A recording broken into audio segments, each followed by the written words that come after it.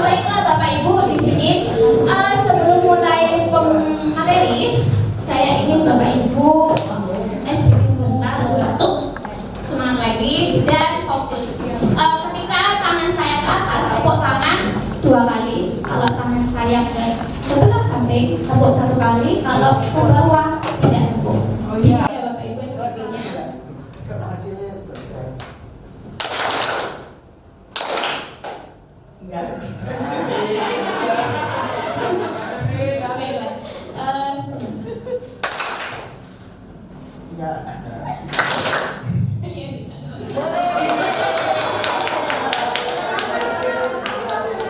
Masih aman deh konsentrasinya.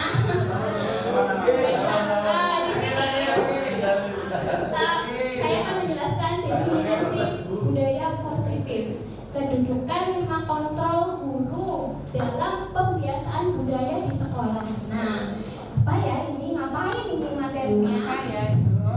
Bapak Ibu mungkin materinya sudah ada beberapa yang sudah mendapatkannya atau sudah tahu. Di sini saya ingin merealisasi ulang sedikit dan memberi informasi ini yang kita dapat selama ini. Jadi seperti itu. Nah, sedikit lagi tidak apa-apa ya. Nah, sekarang ini kita bernyanyi bersama. Bisa Bapak Ibu? Silakan berdiri Bapak Ibu.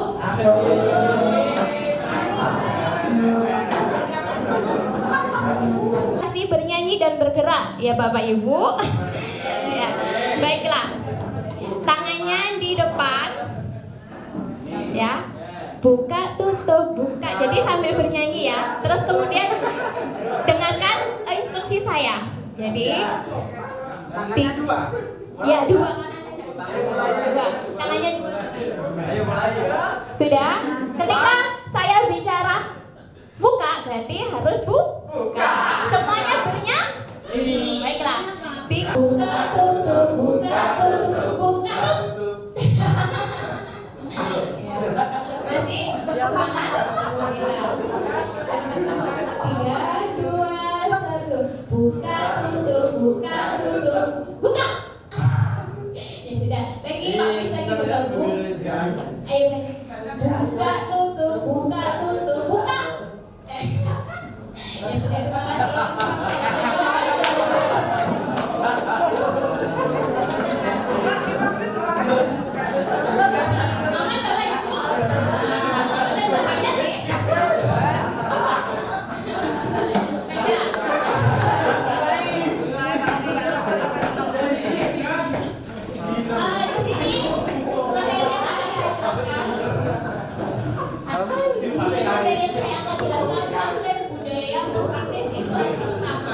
Yaitu kebutuhan dasar manusia.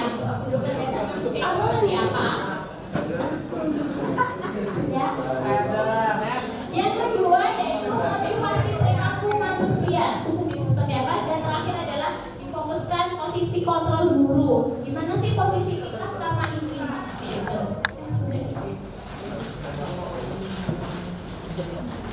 Kebutuhan dasar manusia.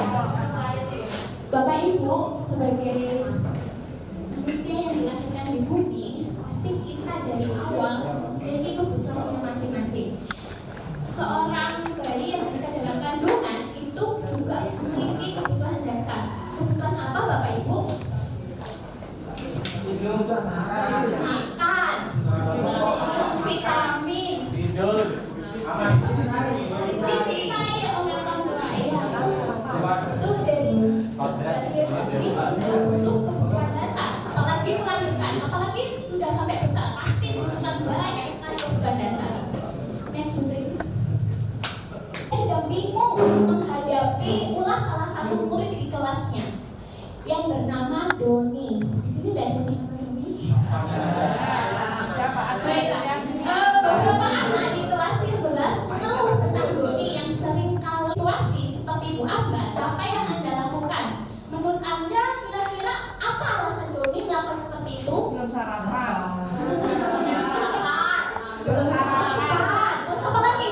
Nggak ada bekal. Suka dengan makanannya. Dan kasih bekal. Enggak makan,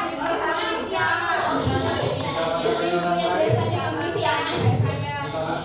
Baiklah. Selanjutnya dari kasusnya Doni tadi, ternyata kalau kita amati, kita lihat kenapa dia melakukan seperti itu. Apa sih alasannya? enggak perhatian. Kita mencari alasannya, yaitu kebutuhan dasar. Oh, ternyata. Jadi ada kebutuhan dasar yang belum dia dapatkan. Gitu. Ya, menurut Dr. William Blazer Chester. Nah, di sini ada kebutuhan dasar. Nah, kebutuhan yang pertama adalah kebutuhan bertahan hidup, survival. Kenapa? Ada yang bisa menjawab? Nah, bertahan hidup itu seperti apa? Pak, kita manusia bertahan hidup untuk apa? Makan, minum, rumah, Ada di depan itu juga kesehatan. lupa apa Pakaian. cinta. Ternyata di sini dari kasusnya Doni tadi ya, kasusnya Doni, dia mengambil makanan temannya secara paksa. Kenapa? Oh, dia lapar, dia hidup makan. Kalau dia lapar, dia tidak bisa konsentrasi, dia lemas, tidak bisa aktif. Ketika temannya bawa bekal, ya sudah tak ambil aja seperti itu. Bagaimana Bapak Ibu? Nah, seperti itu. Ibu-ibu, selanjutnya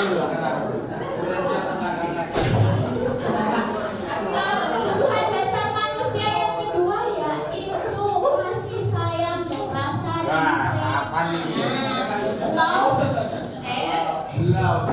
love, sama nih.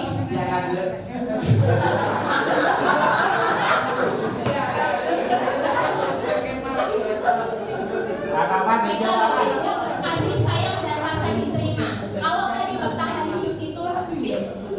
Nah, sekarang dia butuh dari kasih sayang orang tua, kemudian kasih sayang dan diterima oleh kelompoknya.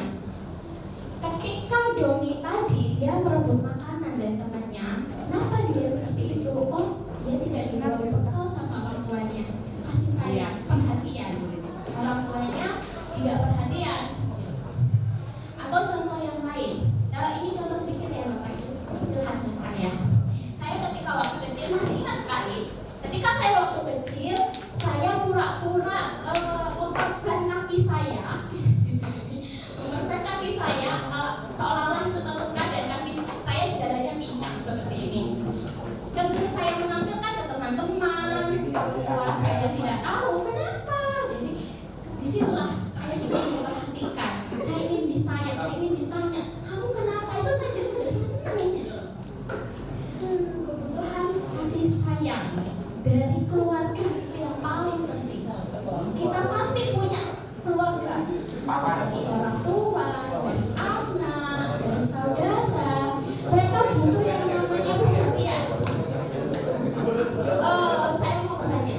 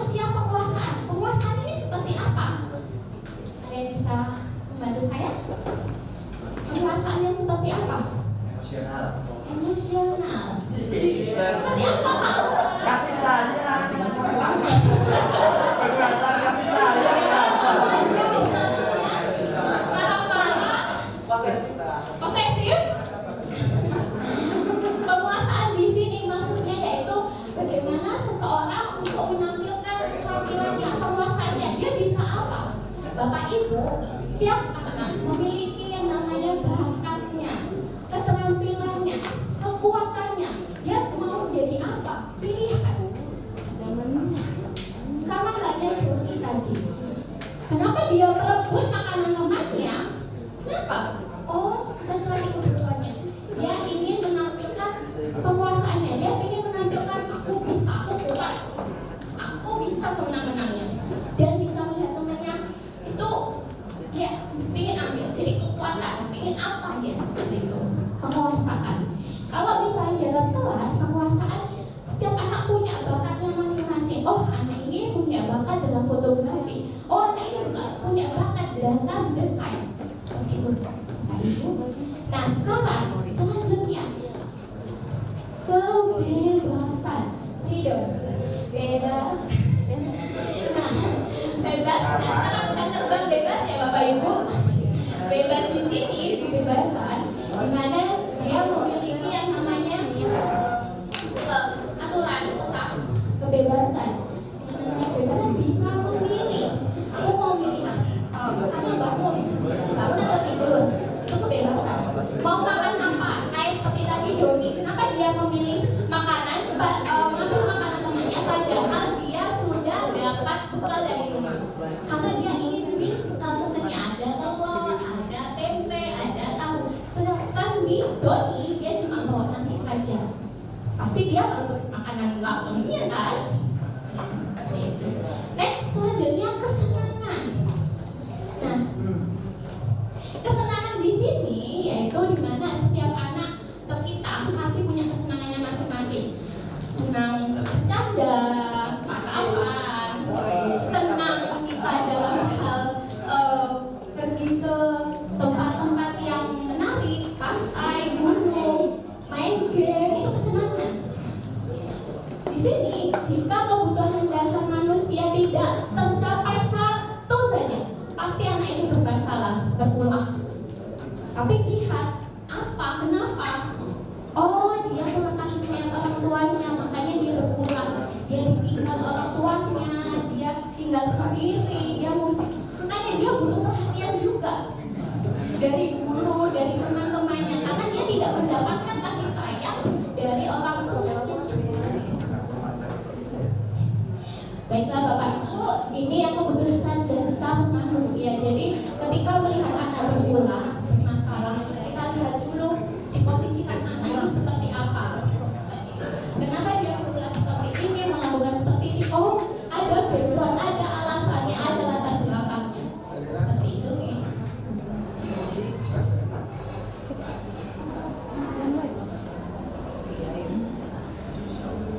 Nah, di sini sebutkan kebutuhan apa yang sedang berusaha dipenuhi oleh anak-anak ini. Di sini ada Dimas yang genap 17 tahun. Nah, dia umur 17 tahun nih. 17. Kemudian ia senang sekali ketika ayahnya mulai mengajarkan cara menyetir motor. Sudah boleh nih umur 17 nih, gue bisa nih naik motor. Ya, boleh ya. Baiklah. Ia terlihat senang sekali berlatih sampai akhirnya bisa nyetir motor dan baik dan lancar. Kemudian, nah di sini peran ibu-ibu, kamu ngapain nyetir motor? Kenapa? Seperti itu. Karena ada sepeda mini, seperti itu ya. Nah jawaban Dimas, maka dia tanya ini dipenuhi Dimas. Next.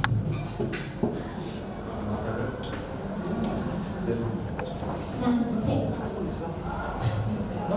di sini identifikasi kebutuhan siswa.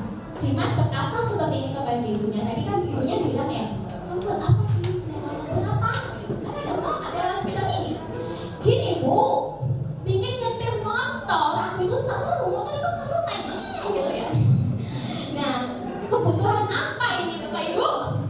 Kesenangan kah? Kebebasan kah? Kasih sayang? Penguasaan? Semuanya. Bu Mimin? Bu Anis? Kalau saya sih penguasaannya dia punya skill. Dan itu kemampuan dia. Oke. Pintar juga hari ini bisa kok. Halo. Ya, di sini kesenangan. Kenapa kok kesenangan menurut Bu Mimin?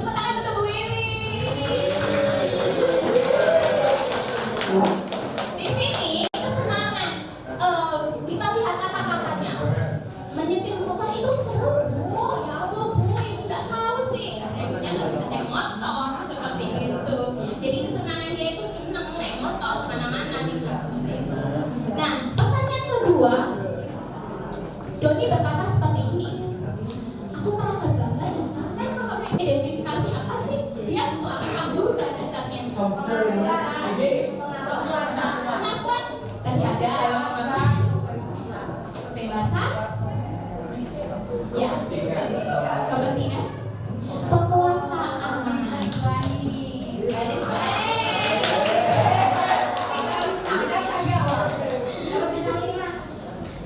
aku merasa bangga bisa naik motor ya karena penguasaan. Dia bisa naik motor sampai manapun.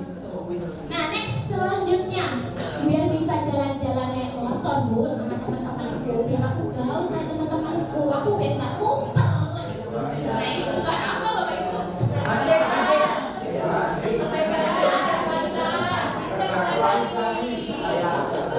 Teman-teman, berarti kan dia butuh diterima, kasih sayang. Dengan dia berkata-kata, aku bisa pergi sama teman-temanku bu. Itu dia ingin diterima seperti itu. Merasa kasih sayang dan diterima oleh kelompoknya. Next. Nah, aku senang bisa pergi ke tempat-tempat yang aku suka bu. Aku bisa apa? Kita lihat ya bu. Ya,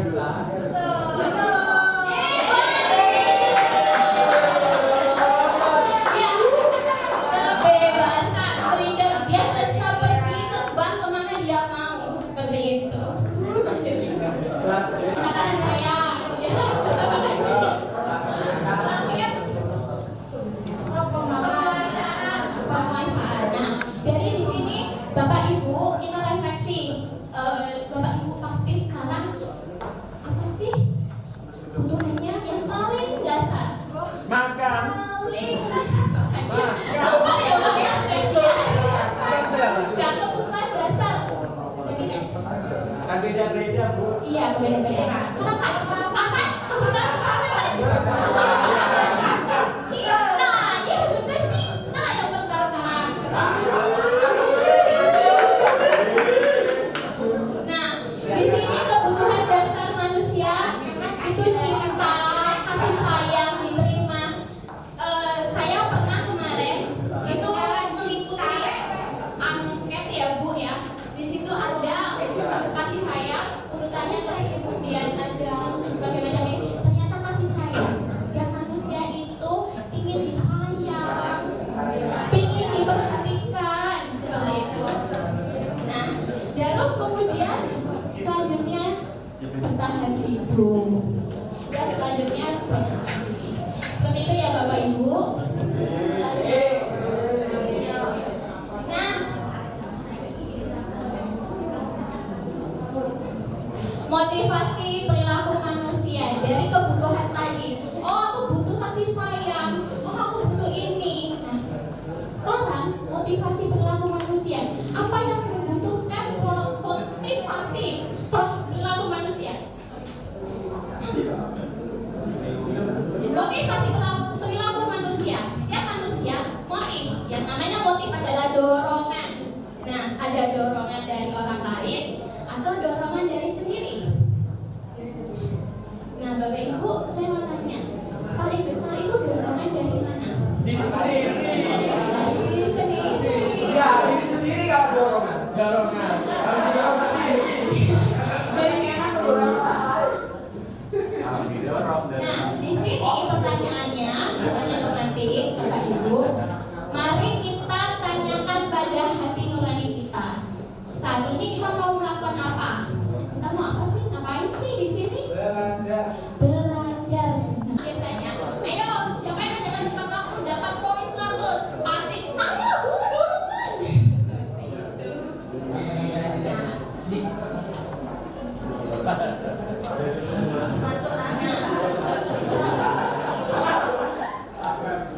Di sini ada dari dosen menyatakan 3 motivasi perilaku manusia.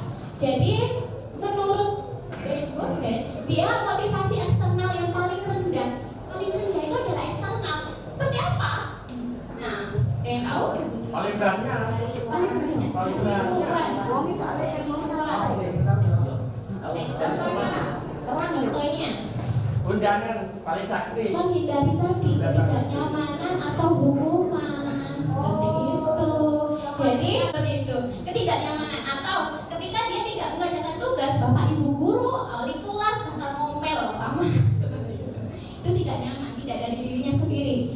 dari orang lain. Next, selanjutnya. Motivasi eksternal satu tingkat lagi nih, masih eksternal. Apa ya Bapak Ibu? Mendapatkan imbalan. Mendapatkan imbalan. Yuk kita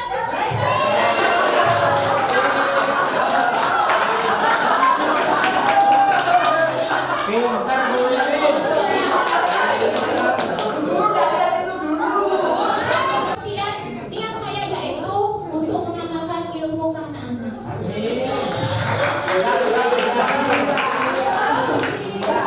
Yang satu Karena lagi. saya pernah mendengar ilmu adalah amal yang terbaik nanti kita gunakan di akhirat. Saya pernah mendengar itu dan saya berdoa semoga ilmu saya bisa bermanfaat untuk siapapun. Saya tidak pernah neko-neko, yang penting apa yang saya punya saya bisa berikan ke orang lain.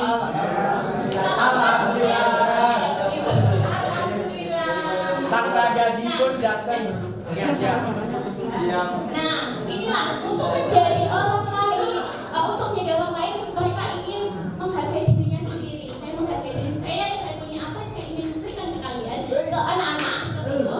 Dan nilai-nilai yang saya percaya, saya percaya ini akan menjadi amal ibadah saya untuk di akhirat. Amin. Dan di sini ketika yang namanya manusia Bu, saya manusia biasa. Kadang itu capek Bu, pengen pulang gitu ya, ada Bu pulang ya. Terus kemudian di sini dorongan dari orang tua, dari orang lain juga saya perlukan. Ayo kamu bisa. Ayo seperti di sini. Bu, saya pertama kali nih tampil di sini, bagaimana ini? Saya takut ini bertemu dengan bapak-bapak ibu guru hebat. Itu masih saya minder, saya takut. Tapi teman-teman yang lain bisa, ayo bisa. Bapak ibu lo baik-baik semua. Alhamdulillah saya bisa di sini. Next. Harus datang tepat waktu. Dan kembali lagi, kita guru, ditunggu dan ditiru. Kalau kita datang telat, ya anak-anak, kenapa guru ini kok telat? Ayo telat aja.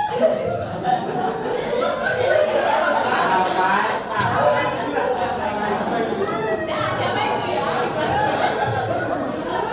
Jadi kita harus memberikan contoh.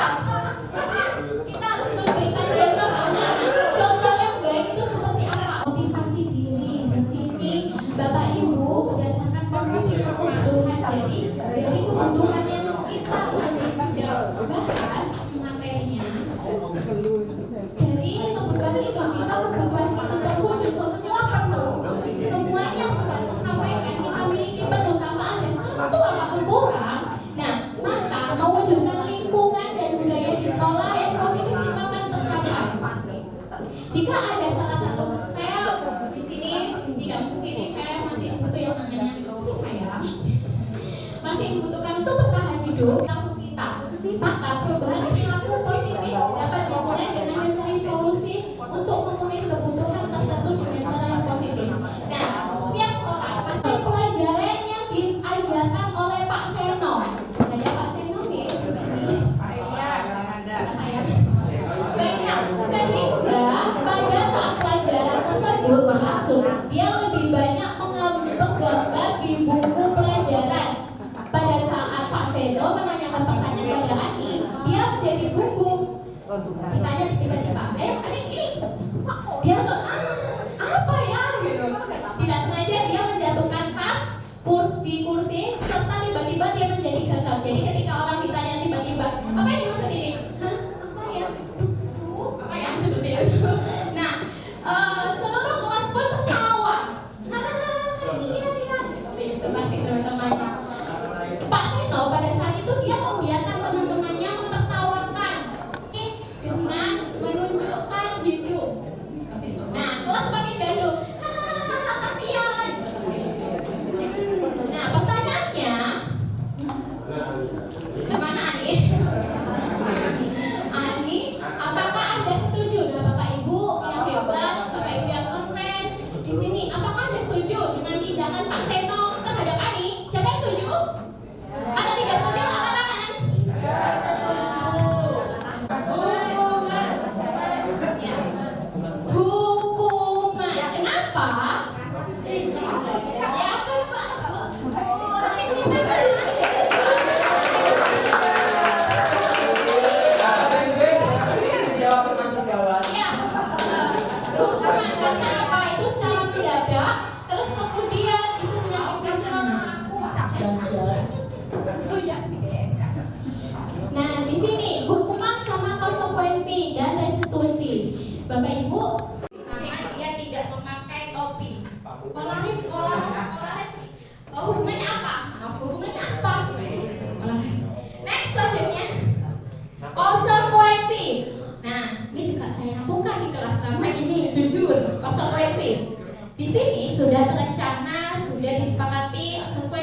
aturan. Murid tetap dibuat tidak nyaman dalam jangka waktu pendek. Sikap guru di sini senantiasa memonitoring guru. Di sini konsekuensi saya ketika di kelas tahun kemarin nih Bapak Ibu, kan saya belum belajar ini.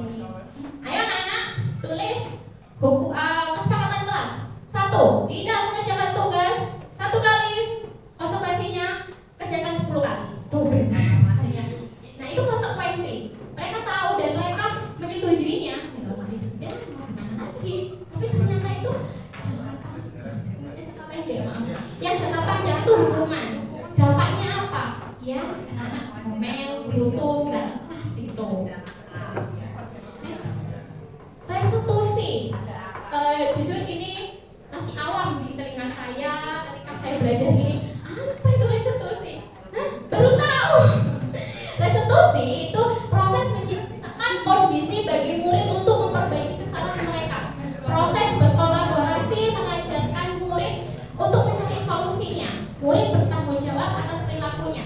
Nah, di sini Bapak Ibu, restitusi. Anak-anak kita kan sudah besar nih, sudah bukan anak TK lagi. Mereka tahu apa yang mereka mau lakukan.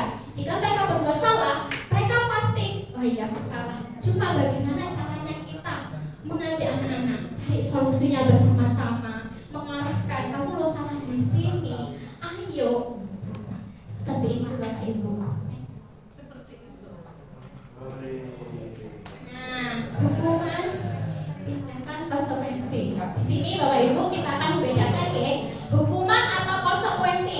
Ketika tangan kanan ya Bapak Ibu, ini adalah hukuman.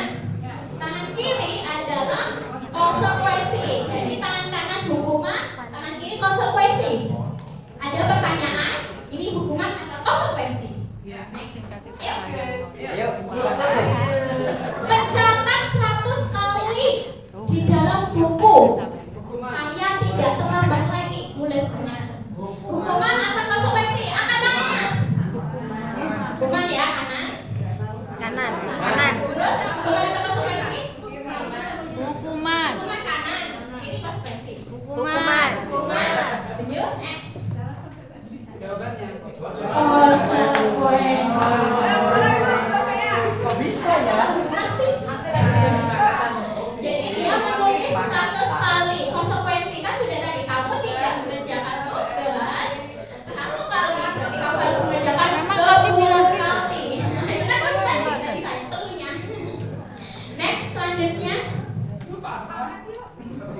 lari mengelilingi.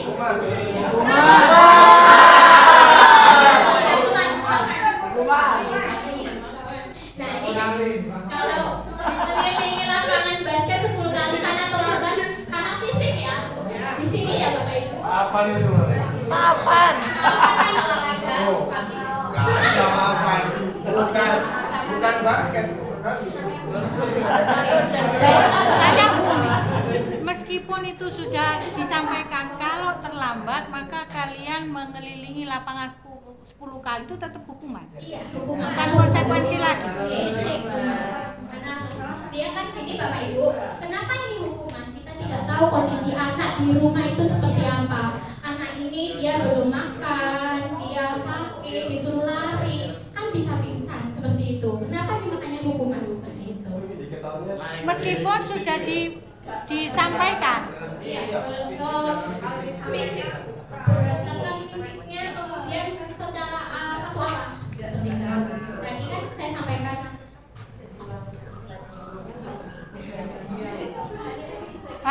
Balik lagi. Kepo. Iya. Nah, Menarik sekali. Pengen jadi guru. jadi murid terus ya. Kalau hukuman itu tindakan sudah disepakati, hukuman itu bersifat tidak terencana. tiba-tiba. Nah, Iya, di sini masuk di fisik dan psikis. Ibu tanya, Iya Bu. itu kan ada hukuman bersifat satu arah. Ya. Satu arah itu dari gurunya. Oke, kalau misalkan ada nggak hukuman yang dua arah. Dua arah itu gimana? Nah, Kesepakatan. Bapak Ibu. Nah, ini nanti ada kaitannya sama Bu Zaki materinya seperti itu.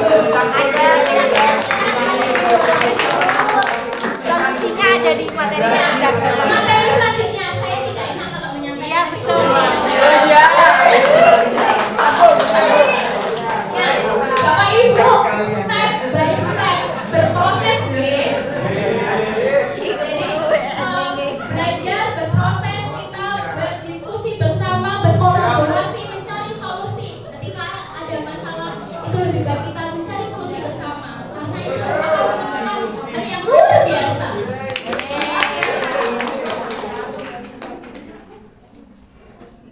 Ayo Pano, tanya Pano. Tadi ya Bapak Ibu masih ada membersihkan coretan yang dibuat di meja tulisan. Konsekuensi Bu Iri, hukuman. Konsekuensi. Hukuman. Next. Berbentuk fisik kan tidak?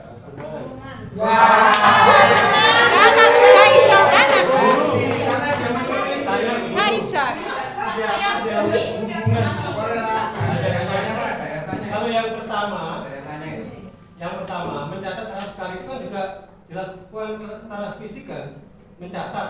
Mendadak. Nah, yang kedua lari mengelilingi misalkan tidak direncanakan, begitu tiba-tiba, kamu lari, nah itu kan tidak Di sini Bapak Ibu, oke, makasih Pak. Di sini konteksnya sendiri-sendiri Bapak mengerti. Oke, boten lanjut Pak. Ini sendiri-sendiri konteksnya kalimatnya. Jadi seperti itu. Nah, di sini ketika membersihkan coretan di bangku meja tulisan. Nah, ini murid diminta untuk push up 15 kali karena tidak mengerjakan tugas. Dari mana? Hukuman. Ya. Bahkan biasanya push up berapa kali?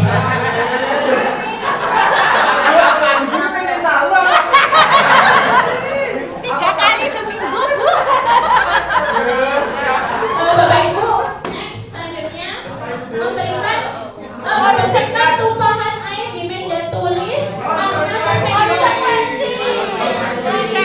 Konsekuensi. Tepuk tangan untuk Bapak Ibu.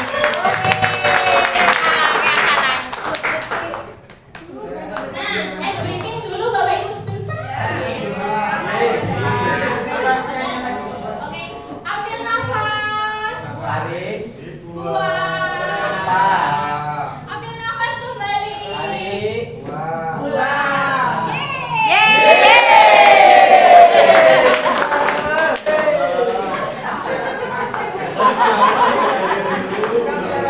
Kan tadi sudah gontok-gontokan nih ya. Ini. Oh. Nah, ini adalah materi kita, materi yang posisi kontrol. Bapak Ibu, posisi kontrol guru ada 5. Jadi selama ini ada ya seperti ini. Ya saya juga baru tahu Bapak Ibu, ada 5 kontrol posisi guru. Selama ini kita ada di mana? Nah, itu nanti kita refleksi. Hari ini yaitu 5 kontrol guru. Mari kita breaking dulu. Nah, nggak apa ya Bu, jangan bosan-bosan ya sih ya. Nah, Bapak Ibu, silakan berpasangan.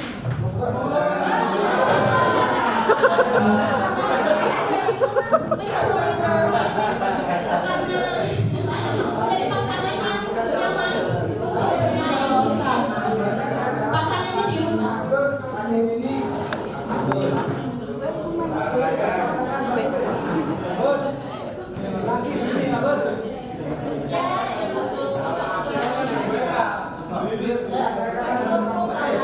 Sudah memiliki pasangannya masing-masing Bapak Ibu. Sudah berpasangan, yang pasangan sejatinya di rumah masing-masing ya. Insya Allah. Di sini silakan sama pasangannya berhadapan-hadapan.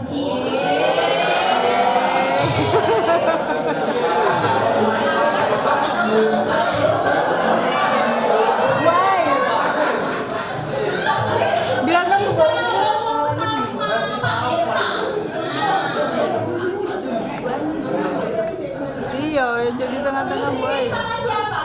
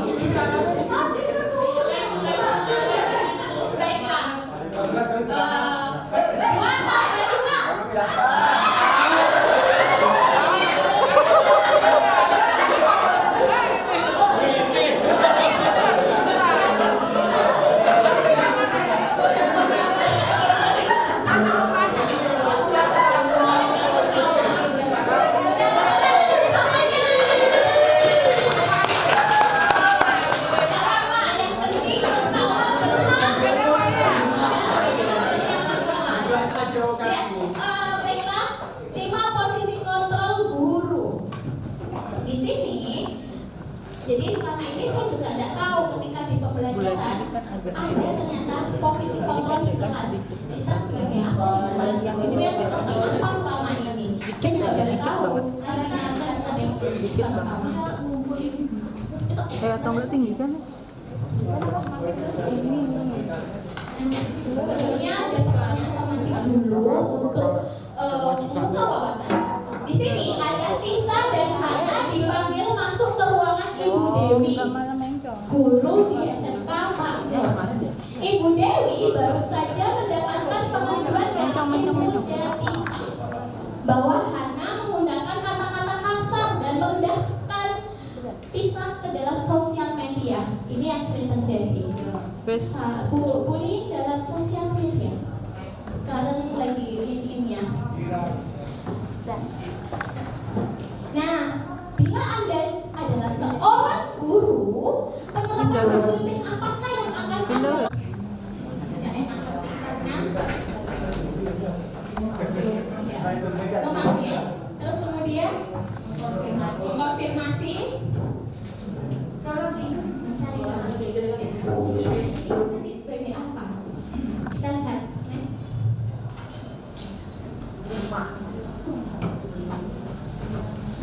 Posisi kontrol guru yaitu pertama penghukum. Seperti tadi penghukum dan konsekuensi seperti tadi. Nah, kalau di sini penghukum next 5 posisi kontrol ada. Pertama penghukum, pembuat merasa bersalah.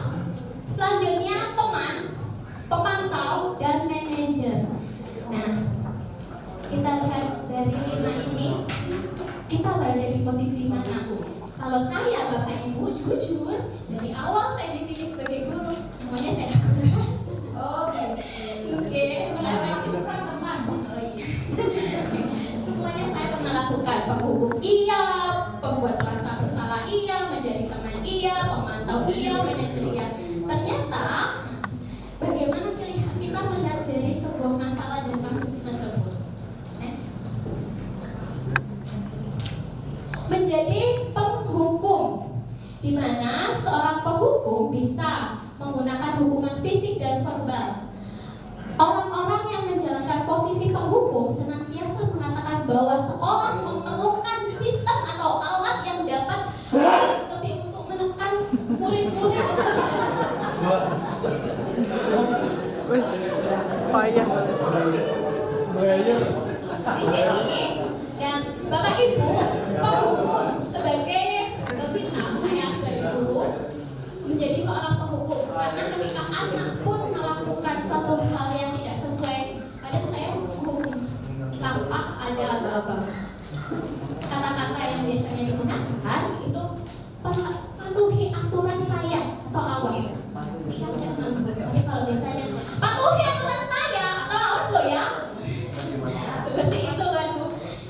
Kamu itu ya Allah selalu saja salah. Jadi ada penekanan. Itu kata-katanya ya Bapak Ibu. Itu adalah kata-kata penghukum. Nah, hasil dari kata-kata penghukum ini ke dampak anak-anaknya yaitu anak-anak jadi gemetar, keluh, pendendam, marah, agresif. Jujur ketika saya sekolah, ini saya rasakan oh iya, ketika waktu sekolah SMP saya datang terlambat. Guru fisika saya tidak membolehkan saya masuk. Saya disuruh ke BK dan saya itu merasa marah. Karena apa? Kenapa tidak mendengarkan? Kenapa saya terlambat? Langsung judge mengeluarkan saya dari kelas. Seperti itu.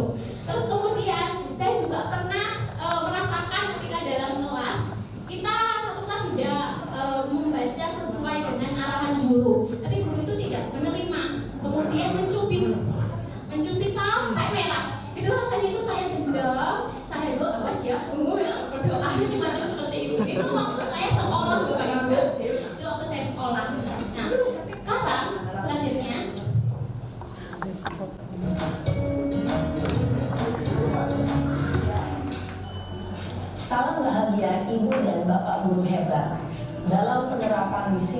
positif restitusi, salah satu program yang dikembangkan adalah 5 posisi kontrol. 5 posisi kontrol dalam restitusi adalah proses perjalanan seorang pendidik agar dapat mengenali dirinya. Pada video kali ini, kita akan membahas tentang 5 posisi kontrol yang dikembangkan oleh Diane Dawson dan contoh penerapannya.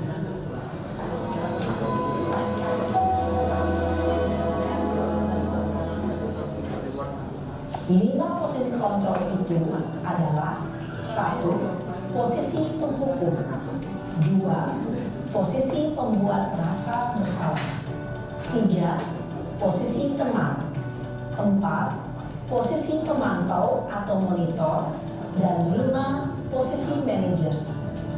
Untuk lebih memahami kelima posisi tersebut, mari kita saksikan kasus Naren yang terlambat hadir 20 menit di sekolah dan melihat bagaimana kelima posisi kontrol dalam menghadapi masalah tersebut.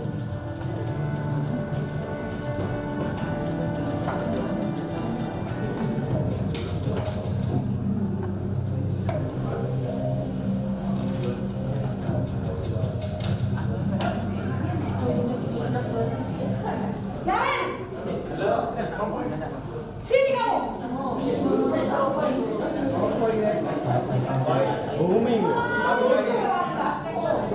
Kamu deh, pasti terlambat. Maaf Bu, saya Apa? Apa coba? Alasan kamu apa lagi? Maksud kamu tidak terlambat? Malas sekali ya kamu jadi anak. saya Dasar pemalas. Ya kamu tahu sih kamu. Sudah berapa kali terlambat? Sana, kamu keliling lapangan basket 2 kali. Kenapa? Kamu melawan ibu.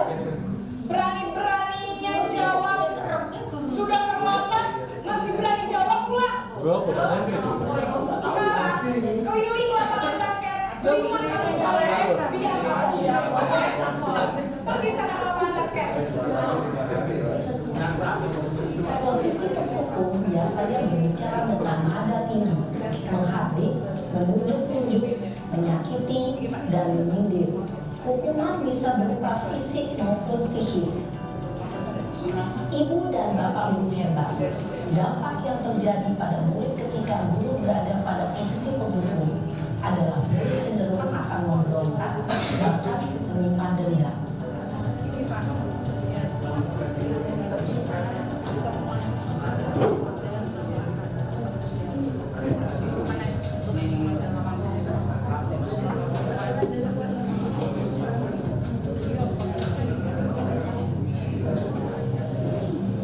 Naren! Aduh, muslimin mana gue? Kamu kenapa terlambat lagi, Nak? Ya Tuhan, Naren. Kamu senang ya bikin ibu susah ya? Kalau kamu terlambat lagi, nanti ibu yang ditegur bapak kepala sekolah, Nak. Disangka ibu tidak bisa membina kamu. Duh, gimana ini? maaf Bu, Duh, Gusti Naren. Kamu suka ya kalau ibu ditegur bapak kepala sekolah? Terus, sekarang ibu harus tulis apa yang di buku absen? Telat. Ini kamu sudah sering terlambat loh. Ibu harus apa coba? maaf Bu, maaf sekali. Ya sudah, lain kali jangan bikin ibu susah lagi ya nak ya. Ibu tidak akan kuat lagi kalau kamu begini terus. Bisa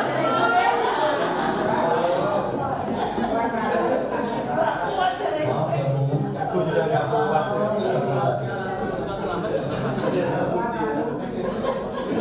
Posisi pembuat rasa bersalah berbicara dengan nada tenang, cenderung lembut.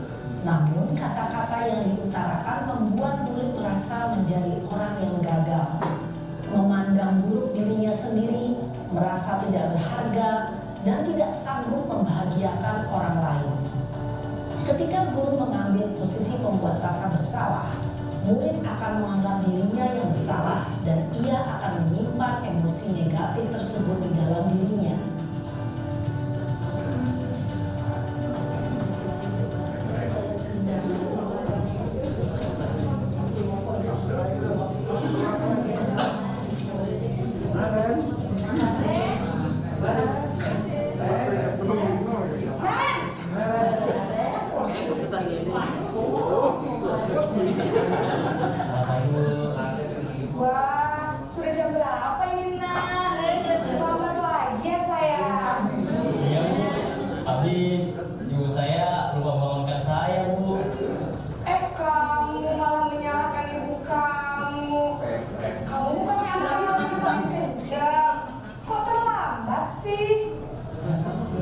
Bu, saya memang terlambat bangun tadi.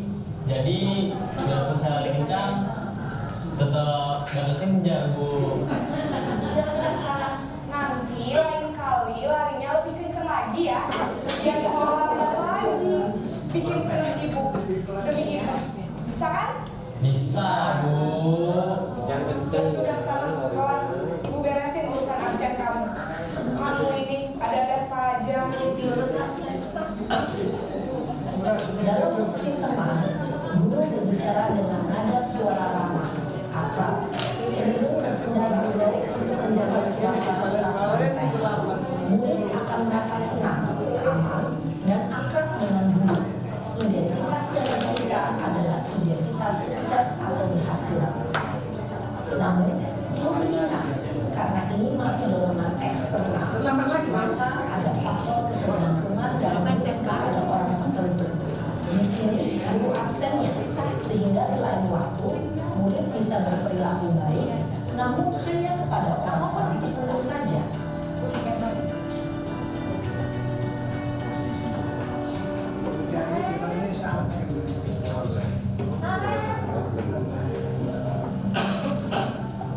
Naren!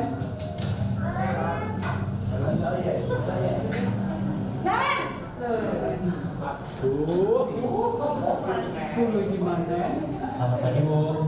Naren, apa peraturan sekolah kita tentang jam berapa kita harus masuk sekolah, Nak? Kita harus di sekolah jam 7 Bu. Iya betul, sekarang sudah jam 7.20. Naren sudah tahu konsekuensinya jika terlambat hadir. Paham Bu.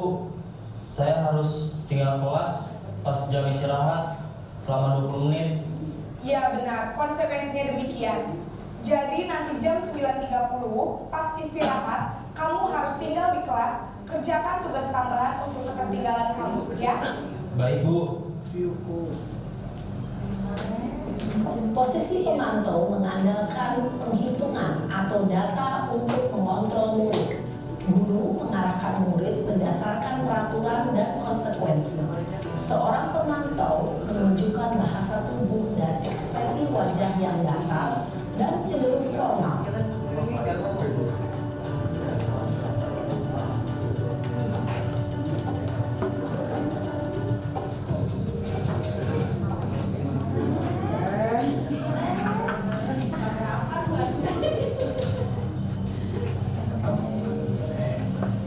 Naren!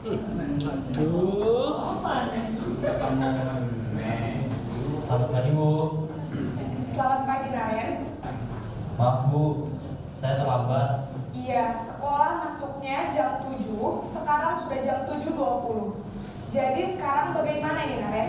Maaf Bu, saya lupa setel alarm saya semalam. Baiklah, menurut kamu, keyakinan sekolah yang mana yang perlu kamu tingkatkan? Menghargai diri sendiri dan orang lain mungkin ya Bu. Setuju. Jadi, apakah Naren meyakini prinsip saling menghormati tersebut? Iya Bu, saya meyakininya. Apakah Naren bersedia memperbaiki masalah keterlambatan ini? Bersedia Bu. Bagaimana kamu akan memperbaiki masalah keterlambatan ini? Saya akan coba untuk tidak lupa menyetel alarm saya Bu. Baik, kalau Naren lupa menyetel alarm di rumah, ada orang yang kira-kira bisa bantu mengingatkan tidak? Ada Bu, kakak saya, Kak Emma. Ada lagi selain Kak Emma? Selain Kak Emma, ada ibu saya. Baik, jadi yang mengingatkan Naren adalah Kak Emma dan ibu kamu ya? Kira-kira akan mulai setel alarm kapan nih, Naren? Setelah pulang sekolah, akan segera saya lakukan. Baik, jadi Naren akan setel alarm untuk bangun besok pagi dan akan diingatkan oleh kakak dan ibunda Naren ya. Ada lagi yang mungkin perlu dilakukan, Naren, agar tidak terlambat bangun lagi? Tidak ada Bu. Baik, Naren, terima kasih untuk kerjasama kamu. Sekarang kamu perlu kembali ke kelas untuk belajar. Baik Bu, terima kasih. Posisi manajer adalah posisi kontrol yang disarankan untuk membimbing murid memiliki sikap disiplin yang positif, yaitu murid yang mandiri, bertanggung jawab, dan dapat memecahkan masalah. Tujuan dari posisi ini adalah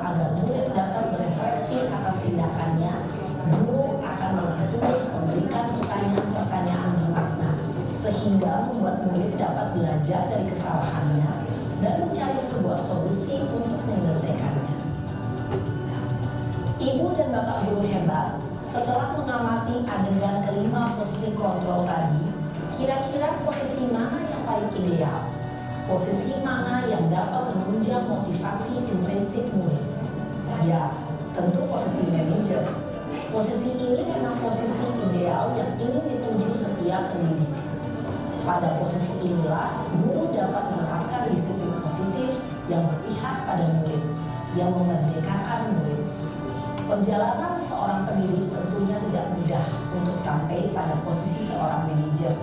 Namun, tujuan kita pasti, yaitu menciptakan murid-murid yang mandiri, merdeka, dan bertanggung jawab. Semoga penggambaran 5 posisi kontrol yang telah diperlihatkan ini dapat menjadi ajang refleksi bagi kita semua agar dapat terus mengasah dan menerapkan disiplin positif yang memerdekakan murid. Mari terus berlatih dan bersemangat. Selamat menerapkan. Salam dan bahagia Ibu dan Bapak guru hebat.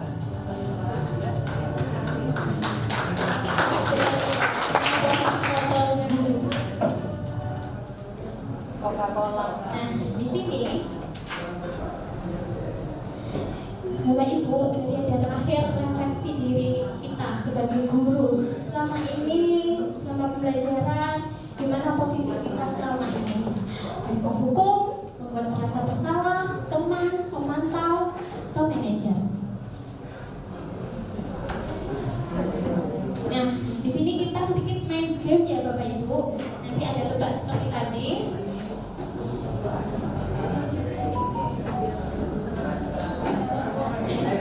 Linknya akan di-share sama Bu Eni.